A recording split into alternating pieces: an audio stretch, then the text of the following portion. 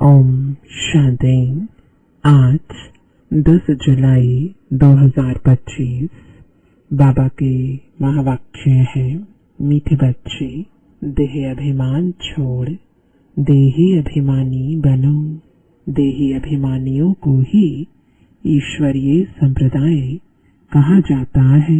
प्रश्न है, तुम बच्चे अभी जो सत्संग करते हो यह दूसरे सत्संगों से निराला है, कैसे?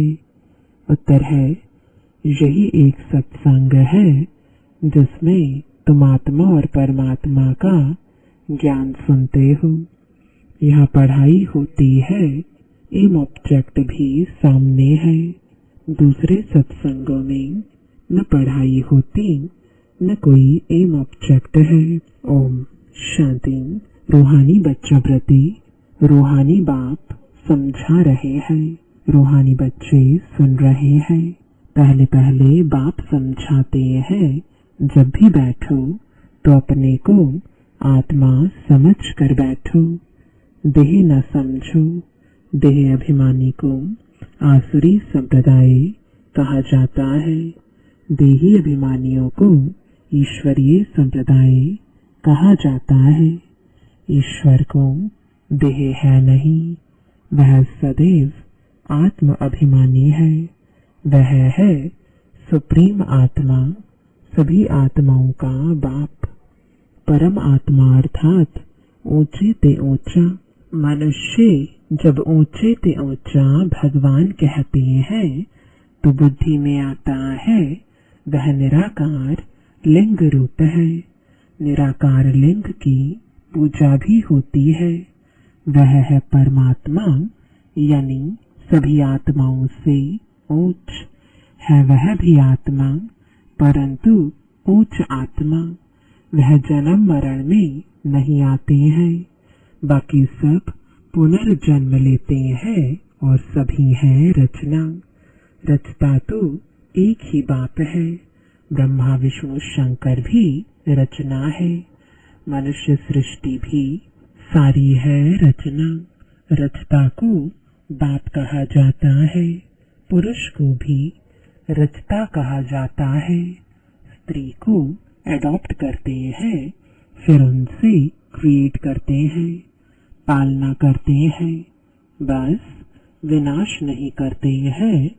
और जो धर्म स्थापक होते हैं वह भी क्रिएट करते हैं, फिर उनकी पालना करते हैं। विनाश कोई भी नहीं करते।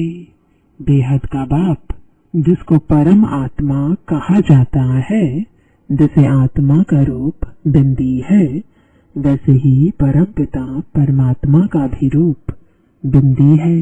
बाकी इतना बड़ा लिंग जो बनाते हैं वह सब भक्ति मार्ग में पूजा के कारण। बिंदी की पूजा कैसे हो सकती? भारत में रुद्र यज्ञ रचते हैं तो मिट्टी का शिवलिंग और सालिग्राम बनाकर फिर उनकी पूजा करते हैं। उनको रुद्र यज्ञ कहा जाता है। वास्तव में असली नाम है राजस्व अश्वमेध अविनाशी रुद्र गीता ज्ञान यज्ञ, जो शास्त्रों में भी लिखा हुआ है। अब बाप बच्चों को कहते हैं, अपने को आत्मा समझो और जो भी सत्संग है उसमें आत्मा या परमात्मा का ज्ञान न कोई में है न दे सकते हैं। वहाँ तो कोई एम ऑब्जेक्ट होती नहीं। तुम बच्चे तो अभी पढ़ाई पढ़ रहे हो। तुम जानते हो आत्मा शरीर में प्रवेश करती है। आत्मा अविनाशी है, शरीर विनाशी है। शरीर द्वारा पाठ बजाती है। आत्मा तो अशरीरी है ना। कहते भी हैं, नंगे आए हैं नंगे जाना है। शरीर धारण किया, फिर शरीर छोड़कर नंगे जाना है। यह बाप तुम बच्चों को ही बैठ समझाते हैं। यह भी बच्चे जानते हैं, भारत में सतयुग था तो देवी देवताओं का राज्य था, एक ही धर्म था। यह भी भारतवासी नहीं जानते हैं। बाप को जिसने नहीं जाना उसने कुछ नहीं जाना। प्राचीन ऋषि मुनि भी कहते थे, हम रचता और रचना को नहीं जानते हैं। रचयिता है बेहद का बाप, वही रचना के आदि मध्य अंत को जानते हैं। आदि कहा जाता है शुरू को, मध्य बीच को। आदि है सतयुग जिसको दिन कहा जाता है, फिर मध्य से अंत तक है रात। दिन है सतयुग त्रेता, स्वर्ग है वंडर ऑफ वर्ल्ड। भारत ही स्वर्ग था जिसमें लक्ष्मी नारायण राज्य करते थे। यह भारतवासी नहीं जानते हैं। बाप अभी स्वर्ग की स्थापना कर रहे हैं। बाप कहते हैं, तुम अपने को आत्मा समझो, हम फर्स्ट क्लास आत्मा है। इस समय मनुष्य मात्र सब देह अभिमानी है। बाप आत्म अभिमानी बनाते हैं। आत्मा क्या चीज है यह भी बाप बतलाते हैं। मनुष्य कुछ भी नहीं जानते, भल कहते भी हैं भ्रुकुटी के बीच चमकता है अजब सितारम, परंतु वह क्या है, कैसे उसमें पाट भरा हुआ है, वह कुछ भी नहीं जानते। अभी तुमको बाप ने समझाया है। तुम भारतवासियों को 84 जन्मों का पाठ बजाना होता है। भारत ही उच्च खंड है। जो भी मनुष्य मात्र हैं उनका यह तीर्थ है। सर्व की सदगति करने बाप यहाँ आते हैं। रावण राज्य से लिबरेट कर गाइड बन ले जाते हैं। मनुष्य तो ऐसे ही कह देते, अर्थ कुछ भी नहीं जानते। भारत में पहले देवी देवता थे, उन्हों को ही फिर पुनर्जन्म लेना पड़ता है। भारतवासी ही सो देवता फिर क्षत्रिय वैश्य शूद्र बनते हैं, पुनर्जन्म लेते हैं ना। इस नॉलेज को पूरी रीति समझने में 7 रोज लगते हैं। पतित बुद्धि को पावन बनाना है। यह लक्ष्मी नारायण पावन दुनिया में राज्य करते थे ना, उन्हों का ही राज्य भारत में था, तो और कोई धर्म नहीं था, एक ही राज्य था। भारत कितना सॉल्वेंट था। हीरे जवाहरों के महल थे, फिर रावण राज्य में पुजारी बने हैं, फिर भक्ति मार्ग में यह मंदिर आदि बनाए हैं।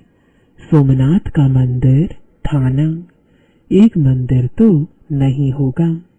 यहाँ भी शिव के मंदिर में इतने तो हीरे जवाहर थे जो मोहम्मद गजनवी ऊंट भर कर ले गए। इतने माल थे, ऊंट तो क्या कोई लाखों ऊंट ले आए तो भी भर ना सके। सतयुग में सोने हीरे जवाहरों के तो अनेक महल थे। मोहम्मद गजनवी तो अभी आया है। द्वापर में भी कितने महल आदि होते हैं, वह फिर अर्थक्वेक में अंदर चले जाते हैं। रावण की कोई सोने की लंका होती नहीं है। रावण राज्य में तो भारत का यह हाल हो जाता है। 100% irreligious, unrighteous, insolvent, पतित, vicious। नई दुनिया को कहा जाता है वाइसलेस। भारत शिवालय था जिसको वंडर ऑफ वर्ल्ड कहा जाता है। बहुत थोड़े मनुष्य थे, अभी तो करोड़ों मनुष्य है। विचार करना चाहिए ना। अभी तुम बच्चों के लिए यह पुरुषोत्तम संगम युग है, जबकि बाप तुमको पुरुषोत्तम पारस बुद्धि बना रहे हैं। बाप मनुष्य से देवता बनने की तुम्हें सुमत देते हैं।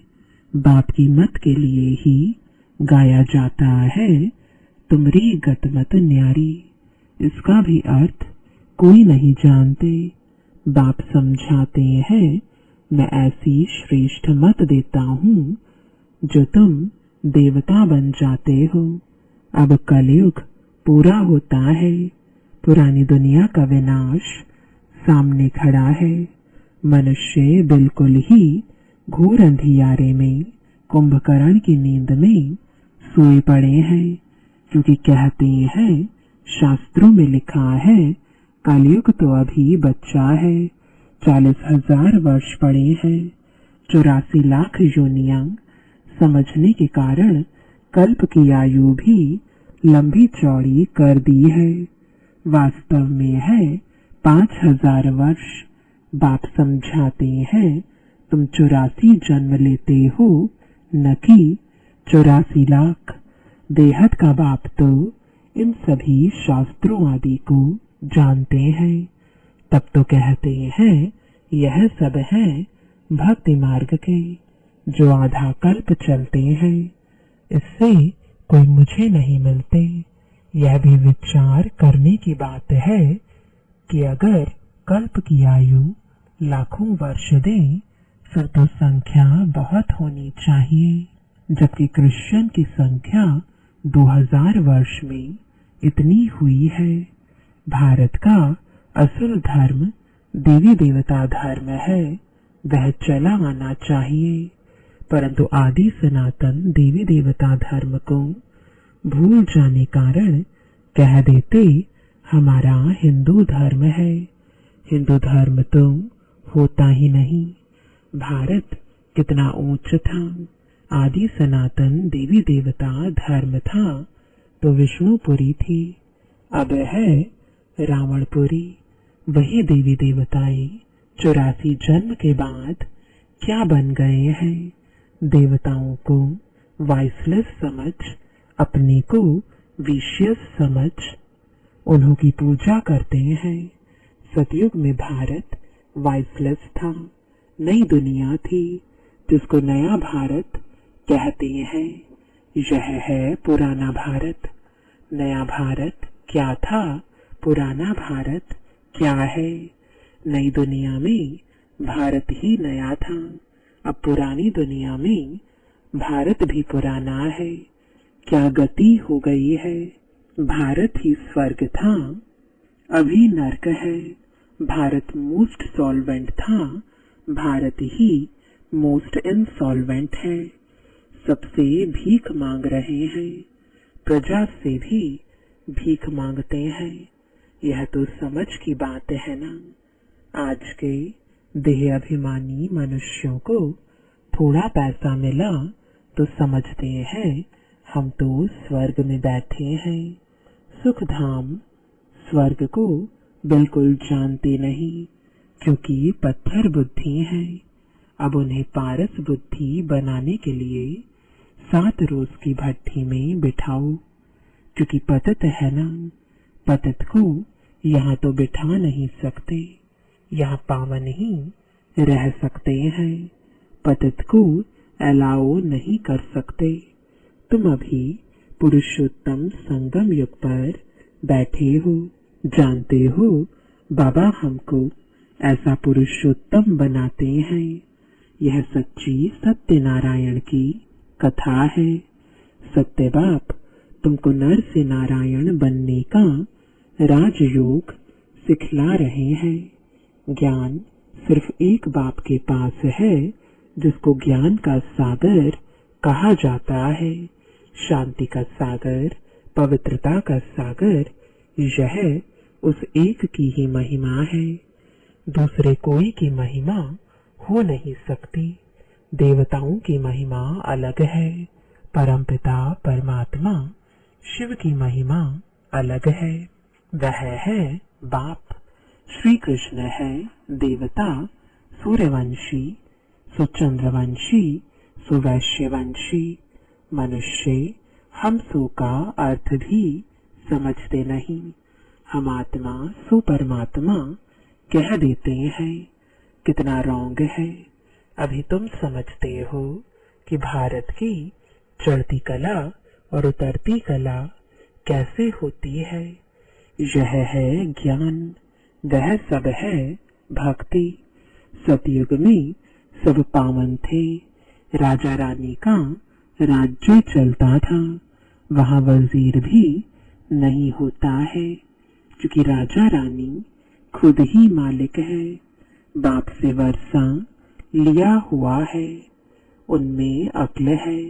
लक्ष्मी नारायण को कोई के राय लेने की दरकार नहीं है। वहाँ वजीर होते नहीं। भारत जैसा पवित्र देश कोई था नहीं। महान पवित्र देश था।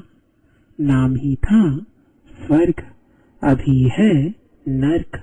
नर्क से फिर स्वर्ग बाप ही बनाएगा। अच्छा, मीठे मीठे सिकिलदे बच्चों प्रति माता पिता बाप दादा का याद प्यार और गुड मॉर्निंग।